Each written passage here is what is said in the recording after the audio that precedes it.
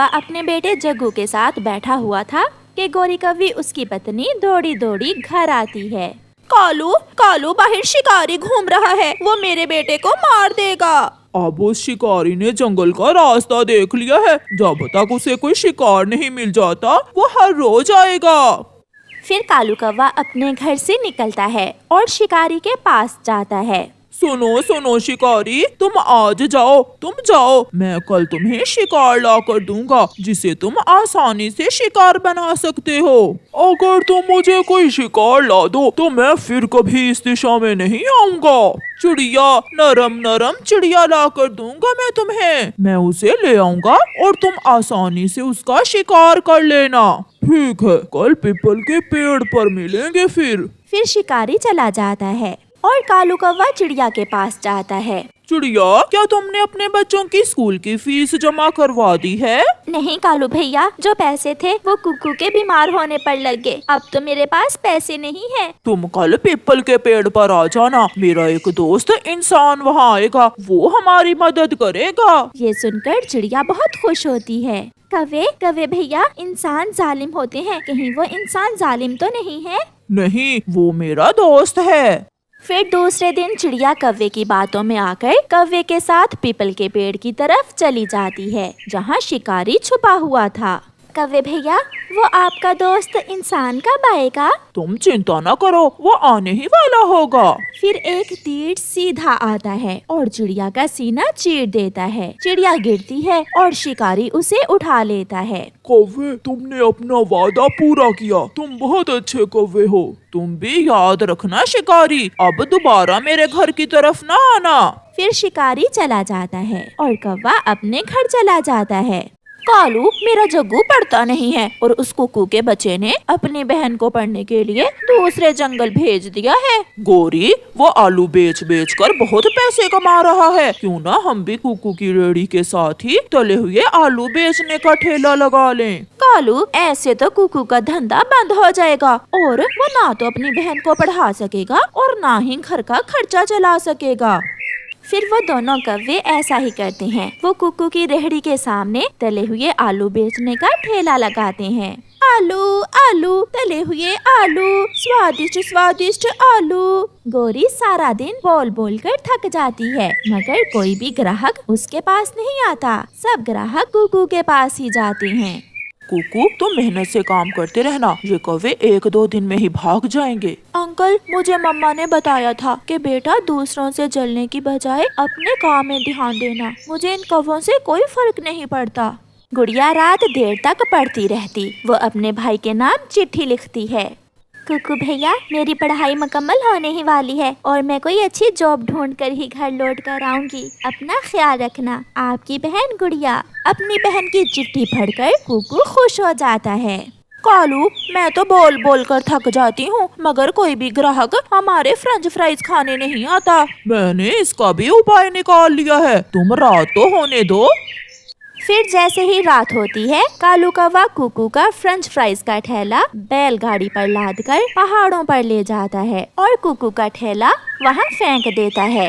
अब भूख से मरेंगे उस चिड़िया के बच्चे। जब सुबह कुकू काम पर जाता है तो अपना ठेला वहाँ ना देखकर कुकू बहुत परेशान हो जाता है। वो वहाँ बैठकर रोने लग जाता है। किसी दुश्मन ने मेरा ठेला चुरा लिया। गुड़िया बहन, अब मैं कैसे आपको पैसे भेज सकूंगा? कौवे, 50 रुपए के फ्रेंच फ्राइज तो दो। कालू जी, अब तो कोई और आलू बेचने वाला भी नहीं है, अब तो हमारा ठेला जरूर चलेगा। ऐसे कौवे बहुत खुश थे। गुड़िया ने अपनी पढ़ाई मुकम्मल कर ली थी और उसे एक अच्छी नौकरी मिल जाती है। वो 1 महीना काम करती है और अपनी पहली तनख्वाह लेकर अपने जंगल अपने भाई के पास वापस जाती है। अपने घर के बाहर गुड़िया का भाई बहुत परेशान बैठा हुआ था। जब गुड़िया वहाँ जाती है, भाई मैं आ गई हूँ भाई। अपनी बहन को देखकर कुकू बहुत खुश होता है। कुकू भैया, मेरी पढ़ाई मुकम्मल हो गई है और मुझे नौकरी भी मिल गई है। मगर कुकू भैया, आप इतने परेशान क्यों हैं? गुड़िया बहन, किसी दुश्मन ने मेरा फ्रेंच फ्राइज का ठेला चुरा लिया। मैं कई दिनों से फारग ही हूँ, ना काम है न पैसे। मुझे तो चिंता हो रही थी कि मैं आपको इस महीने का खर्चा कैसे भेजूंगा। कुकू भैया, मम्मा के बाद आपने बहुत दुख देखे हैं, अब मैं आपको दुखी नहीं होने दूंगी। फिर कुकू की बहन अपने भाई के लिए एक बड़ा होटल बनवाती है और वहाँ काम करने के लिए 2 नौकर भी रख कर देती है। कुकू का काम फिर से चलने लगता है। ऐसे वो दोनों बहन भाई एक अच्छा जीवन गुजारने लगते हैं और बुरे कौवे भूखे के भूखे ही रहते हैं। उनका बेटा भी 1 नंबर का आवारा बन जाता है। बहुत कोशिश करने के बाद भी कौवे चिड़िया के बच्चों का कोई नुकसान नहीं कर पाते। लाडो लाडो बेटी, जल्दी से तैयार हो जाओ, लड़के कौवे वाले आ रहे होंगे। जितना भी तैयार हो जाए तुम्हारी लाडो, लड़के कौवे वाले इसे पसंद नहीं करेंगे। गोरी, ऐसी बातें करते तुम्हें शर्म नहीं आती? जितनी फिक्र तुम अपनी लाडो के लिए करते हो, इतनी ही फिक्र मेरी चुन्नी के लिए भी किया करो। मैं अपनी दोनों बेटियों से एक जैसा प्यार करता हूँ, मगर तुम मेरी लाडो को सौतेली ही समझती हो। सौतेली है तो सौतेली ही समझूंगी, वो कौन सा मेरी सगी बेटी है। शाम को लड़के कौवे वाले भी आ जाते हैं। क्या हमारी होने वाली बहू को संगीत भी आता है? और क्या दहेज में सोने के गहने भी दोगे ना आप? एक मोटरसाइकिल भी अगर दे दें तो मेरा बेटा साइकिल की बजाय मोटरसाइकिल पर ही काम पर चला जाएगा। मेरे पिताजी इतने अमीर नहीं हैं कि आपको ये सब दे सकें। लाडो चुप कर जाओ बेटी, मैं थोड़ा बहुत कर लूँगा। थोड़ा बहुत क्या मतलब? चलो पति जी, ये रिश्ता हमारे काम का नहीं है। लड़के वाले चले जाते हैं। चुन्नी चुन्नी बेटी, फिर वही हुआ। मैं ना कहती थी वो कभी भी लाडो को पसंद नहीं करेंगे। गोरी, तुम नहीं सुधरोगी, हमेशा मेरी लाडो से जलती हो तुम। परेशान कालू कौवा अपने घर से चला जाता है। वो एक पेड़ पर बैठा हुआ था कि वहाँ चिड़िया आ जाती है। कालू भैया, क्या बात है, आप इतने परेशान क्यों बैठे हुए हैं? चिड़िया, आज फिर लड़के कौवे वाले लाडो को देखने आए थे, मगर बिना पसंद किए ही चले गए। तुम्हारी दूसरी पत्नी गोरी है ना, वो नहीं चाहती कि लाडो की शादी किसी अच्छी जगह पर हो जाए। उठो, अब क्या देख रही हो? बर्तन धो लो, क्यों सोग बना रही हो? ये कौन सा पहली बार तुम्हें जवाब हुआ है? पहले भी तो कई बार लड़के कौवे वाले तुम्हें ठकरा कर गए हैं। लाडो, मेरे जूते भी साफ कर देना और मेरी साड़ी अच्छे से धो देना। लाडो चली जाती है। कुछ दिन ऐसे ही गुजर जाते हैं और फिर एक दिन हरियाली तोती कौवे के पास आती है। कालू भैया, मेरी नजर में एक रिश्ता है। लड़का कौवा विदेश में रहता है और वो अपनी पत्नी को भी बिहा कर विदेश ही ले जाएगा। अच्छा बिजनेस है उस कौवे का। क्या क्या वो पसंद करेगा मेरी लाडो को? जो जो उसने कहा है वो सब तो है लाडो में। लाडो सलीकामंद है, लाडो खाना अच्छे से बना सकती है। अगर आप कहें तो मैं इसी चांद की 14 तारीख को ले आऊंगी उस कौवे को। हाँ हरियाली बहन, आप उस कौवे को ले आना। खुशी खुशी कालू कौवा अपने घर चला जाता है।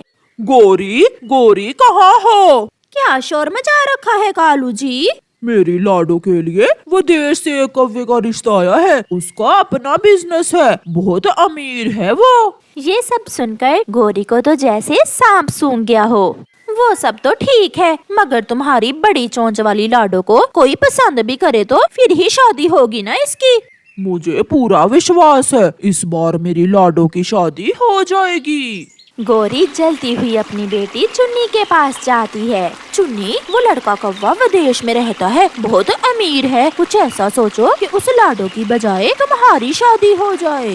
माँ, तुम चिंता ना करो, मैं कुछ ऐसा ही करूँगी। फिर दूसरे दिन चुन्नी सुबह सवेरे उठती है और रसोई के दरवाजे के बाहर तेल गिरा देती है जिससे फिसलन बन जाए। अब जैसे ही लाडो रसोई में आएगी, टांग टूटेगी उसकी या फिर पाँव। शादी तो उस कौवे से मैं ही करूँगी। लाडो, कहाँ जा रही हो? माँ, मैं चुन्नी बहन के लिए चाय बनाने जा रही हूँ। रुको, फ्रिज से दूध मैं निकाल कर दूंगी तुम्हें। जब भी फ्रिज खोलती हो कोई ना कोई चीज खा लेती हो फ्रिज में से। गोरी जैसे ही रसोई की तरफ बढ़ती है वो फिसल जाती है और जोर से जमीन पर गिरती है। मर गई। मनहूस, जल्दी से मुझे उठा, मेरी टांग टूट गई है। लाडो जल्दी से गोरी को उठाती है। माँ को भी अभी रसोई में जाना था, सारा खेल ही उल्टा पड़ गया। कालू कौवा चिड़िया के पास जाता है। चिड़िया बहन, बहुत अच्छा रिश्ता देखा है हरियाली तोती ने मेरी लाडो के लिए। वो चांद की 14 तारीख को आएगा। चिड़िया बहन, कोई अच्छी सी क्रीम तो दो जिसे लगाकर मेरी बेटी लाडो का रंग थोड़ा साफ हो जाए। कव्वे भैया आप जाएं, मेरे पास करीम है, मैं वो करीम लाडो को नदी पर दे दूंगी। फिर शाम को जब लाडो नदी पर जाती है तो चिड़िया भी वहाँ पहुँच जाती है। लाडो बेटी, ये करीम तुम रख लो, इसे कुछ दिन लगाने से आपका चेहरा साफ हो जाएगा। ऊपर पेड़ पर बैठी गोरी कव्वी सब देख और सुन रही थी।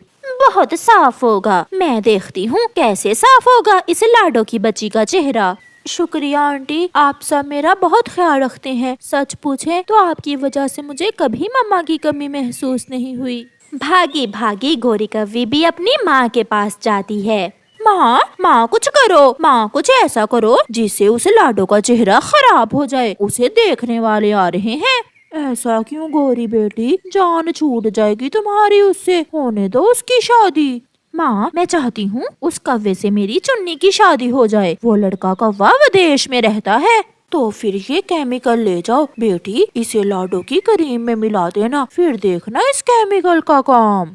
गोरी जल्दी से घर जाती है। लाडो मेरी बेटी, अब तुम यहाँ से चली जाओगी, विदेश जाकर भूल ना जाना हमें। माँ, बेटियाँ भी कभी अपनी माँ को भूलती हैं। मैं आपकी सगी बेटी तो नहीं, मगर मैं आपसे बहुत प्यार करती हूँ। जब से माँ को मालूम हुआ है कि लाडो विदेश चली जाएगी, माँ मुझे छोड़कर लाडो से प्यार करने लगी है। जाओ लाडो बेटी, मेरे लिए एक गिलास पानी तो लाओ। फिर लाडो जैसे ही पानी लेने जाती है, गोरी उसकी क्रीम में वो केमिकल मिला देती है जिसे वो अपनी माँ से लाई थी। लाडो नदी पर थी, चुन्नी अकेली ही घर में थी। बड़ी करीमें लगा रही है आजकल ये लाडो, मैं भी ये करीम लगा लेती हूँ। जैसे भी हो उस कव्वे से शादी तो मेरी ही होगी।